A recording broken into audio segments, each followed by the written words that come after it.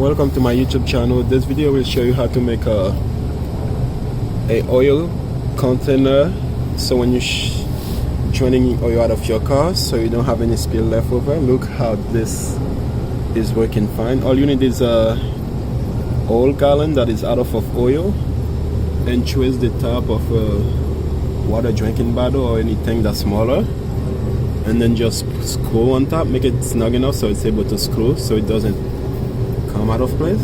It's holding on. And this is the first time that I did this, and it's working perfectly. Before I used to make a huge hole on this gallon and it used to spill everywhere, even on the ground. Now look, there is no spillage. So I think this is a perfect solution for this situation. If you don't want to buy an oil container, just use a old 5-quart oil gallon and a sample water bottle. Make a hole with a razor and just screw it on and cut the top off so the oil can go on. Work perfectly. Thank you for watching. Make sure you subscribe, like and comment for any future video like this. Thank you.